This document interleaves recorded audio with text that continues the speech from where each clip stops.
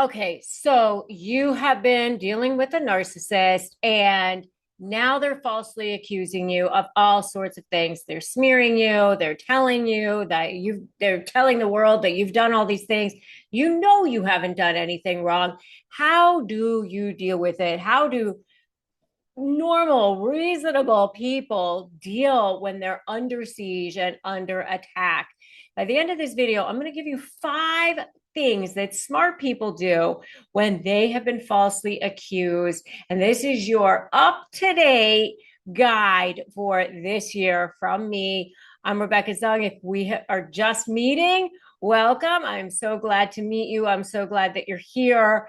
And together, I help you become the best version of yourself by becoming powerful and giving you tools and resources that you can actually use to negotiate and communicate with high conflict personalities. So I invite you to stick around by subscribing and hitting that bell. And that way you'll get all the most up-to-date resources right to you. All right, so today we're talking about what to do when you are falsely accused. If you're dealing with a narcissist, you will be falsely accused because that's what they do, especially when you're in that discard phase and you're dealing with the aftermaths and the effects of the end of the relationship. So you're going to feel blindsided. You're going to feel helpless. You're going to feel like they're accusing you of things wrongfully and you can't believe that they're getting away with all of this. That is totally normal. But let me just tell you that there's no narc police or narc fairies that are going to jump out into your living room and go, hey, you're not allowed to do that. Let's go tell the world what's actually fair. That's not how it works, unfortunately. But there are ways that you can handle this from a powerful perspective, okay, in a powerful way. So the very first thing that I want you to know is, number one, understand why narcissists use false allegations. Why do they do this? False allegations are one of the narcissist's most favorite weapons. Why? Because their accusations are designed to continue to have, number one, control over you. They use lies to put you on the defensive, to force you to have to focus on proving your innocence instead of actually getting anywhere or holding them accountable, right? So that keeps them in a position of control. Number two, it's to distract. It's to distract from what they're actually doing wrong. They want to shift the attention away from their own behavior and accuse you of being the one who's lying, cheating, manipulating, all the things that they've been doing, because now they can project it onto you. And number three is to destabilize you by accusing you of something that's completely outrageous. They aim to throw you off and so that you are emotionally and mentally and in every way triggered by them, because they will go after the thing that means the most to you. So if it means a lot to you to be a really great parent, they're going to say that you're a horrible mother or a deadbeat dad. If it means a lot to you that you have integrity, they're going to call you a liar. That's what they do. They look for those ways that they can get under your skin, right? I mean, it's outrageous for sure, and it's not okay, but that is what they do.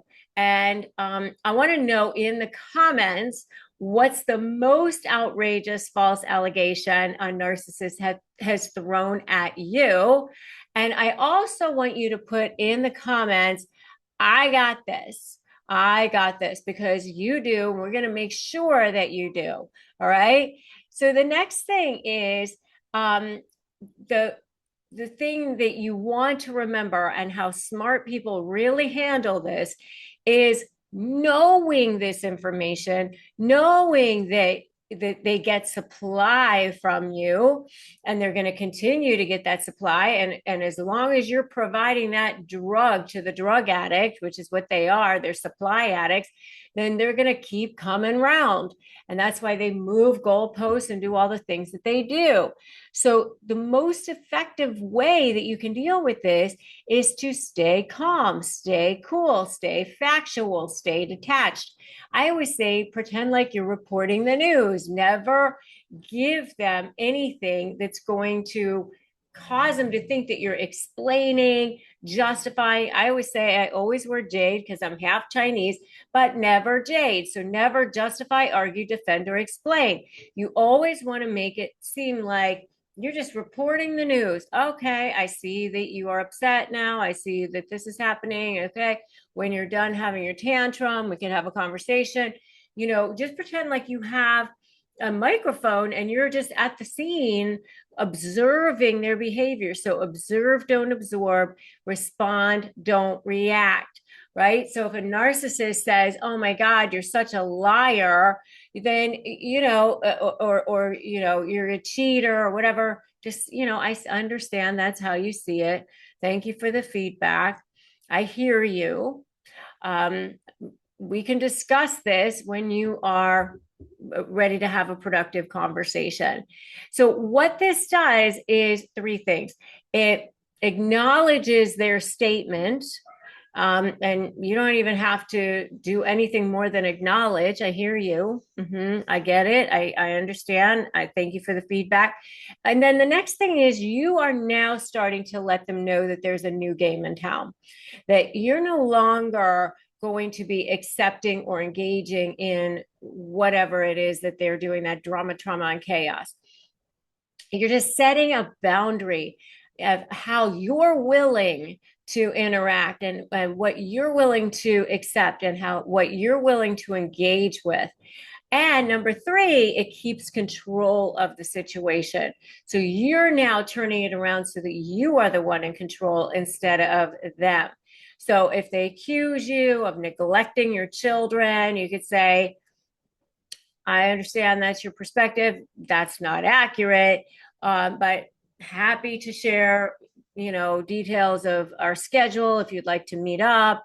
You want to have a talk about the routines for the children, whatever." Just go right back to the facts, right back to the issues. You can negotiate contracts, issues, and terms, but not your self-worth, your self-esteem, or who you are.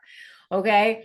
So you are presenting yourself as grounded, confident, and believe me, I know you don't always feel that way. So if you need to go and vent later, scream, cry, whatever you need to do, go and do that. But you don't need to do that in front of them, because then you are giving them that hit of supply that they definitely really need and want. All right. So by doing all of this, now you're going to remove the power of their accusation and show that you're no longer easily manipulated, and you get to maintain your dignity and control the narrative for a change. All right. So the next thing that smart people do is they create leverage by collecting evidence and by documenting in the right way. Narcissists hate facts because they can't argue with them, and they never think that you're going to keep track. So that's why keeping track and documenting the proper way is your secret weapon. I always call it the magic bullet. That's why I have AI in my Slay program. That's my magic bullet leverage creator. I help you take your documentation and turn it into leverage. And if you want to know more about that, I have a free training. You can go to icanslay.com and it's all yours for free. So let's say they claim that you agreed to take the kids for an entire week and you never did, or that they got to take the kids for a week, whatever it is, whichever way. You can calmly say, "I appreciate your perspective. However, our conversation of June 3rd states differently, and I'm happy to resend you a copy of that message if you'd like." Just, be super nice about it, like just factual, basic. All right. So, and if they accuse you of doing something with the finances, just say, let's look at the bank statements, let's look at the receipts. I have what reflects the truth, and I can share that with you or through our legal counsel. But the key here is to stay calm, present, don't allow it to get personal. You're not trying to convince them, right? You are just stating the facts. There is a huge difference because you don't really care if they believe you or not. Now, when it comes to what they're saying to other people, they're falsely accusing you. They are stating this to whoever wants to listen, anybody on the street that they can track down to listen. The best response is no response at all. You're never going to be able to go around and talk to this person and talk to that person and convince. I mean, it's endless. It could be infinite. So remember that will also give them that satisfaction that they're looking for. So just don't engage with it. Just let them do whatever they're going to do. But even if you go and deny it, then you're engaging and they're like, oh, got him, hooked him in, made it happen. So if there's a barrage of accusatory texts out there, you're never going to be able to reply to every single one and convince people that that's not true, right?